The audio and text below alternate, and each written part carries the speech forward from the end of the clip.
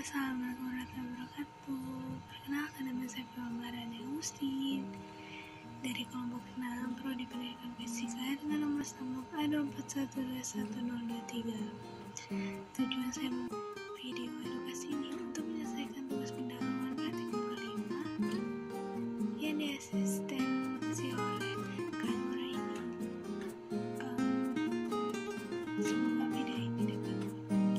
Semoga video ini dapat video kali ini dapat membantu teman-teman untuk mengetahui dan memahami bagaimana pembiasaan cahaya itu terjadi. Selamat menyaksikan. Praktikum 5 mengenai balok kaca dan prisma. Materi yang akan dibahas kali ini adalah tujuan praktikum, pengenalan alat dan bahan, pembiasan dan cahaya, serta hukum Snellius. Tujuan praktikum kali ini adalah membuktikan hukum Snellius tentang pembiasan, menggambarkan jalannya bias pada prisma atau balok kaca, menentukan indeks bias, dan menentukan besarnya sudut deviasi. Pengenalan alat dan bahan praktikum. Yang pertama adalah balok kaca.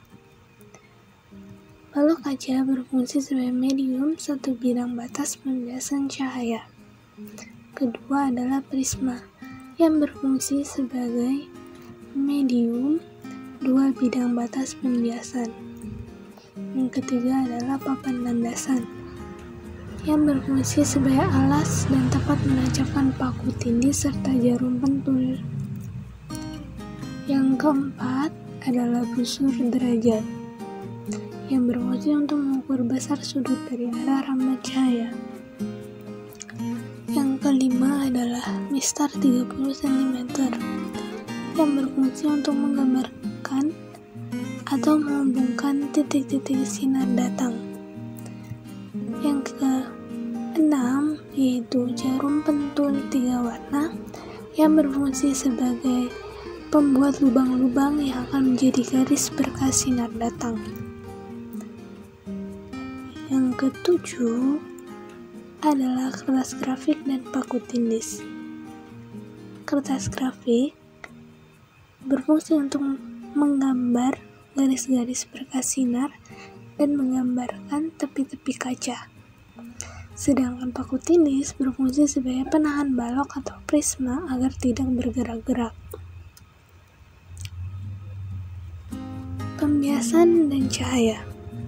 Sebenarnya, apa sih itu pembiasan cahaya? Pembiasan cahaya atau refraksi adalah peristiwa membelokkannya arah rambat cahaya karena pengaruh medium.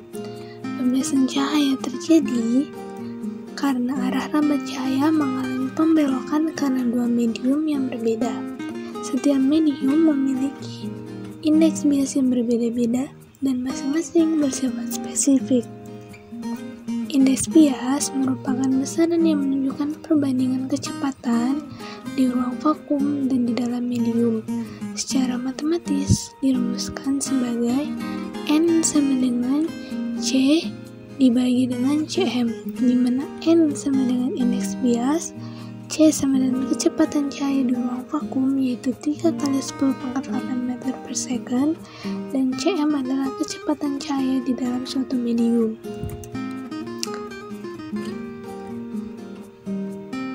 Arah rambat pembiasan cahaya. Salah satu sifat cahaya adalah mampu merambat lurus. Namun, jika cahaya melewati dua buah medium yang berbeda, indeks biasnya cahaya akan dibelokkan.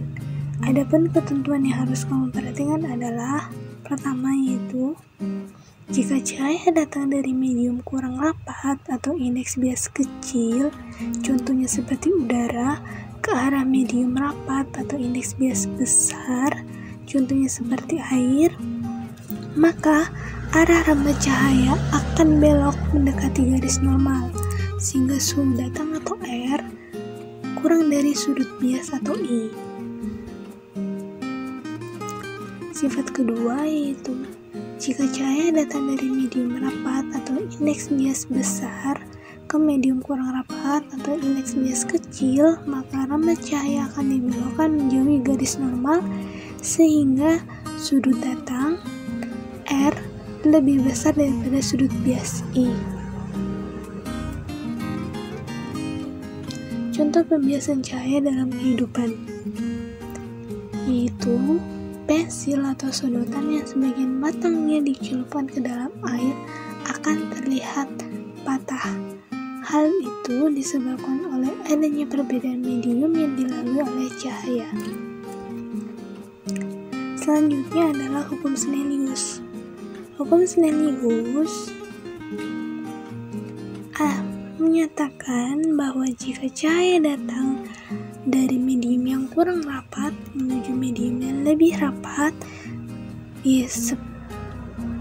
dibiaskan mendekati garis normal seperti udara ke air.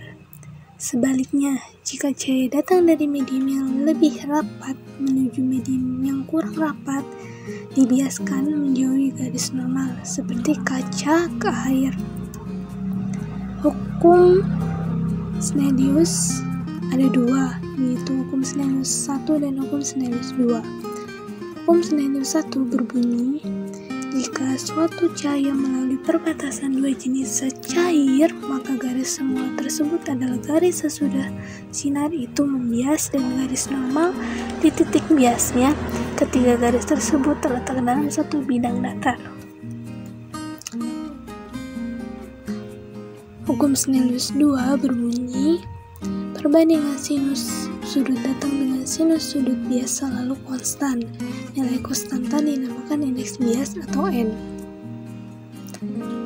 Sin I per sin R sama dengan V1 per V2 sama dengan N2 per N1 sama dengan panjang gelombang 1 per panjang gelombang 2, menghasilkan P sama dengan panjang gelombang dikali frekuensi.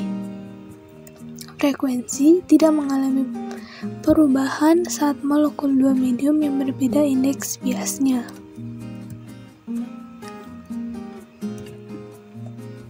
Sekian penjelasan dari saya. Terima kasih atas perhatiannya.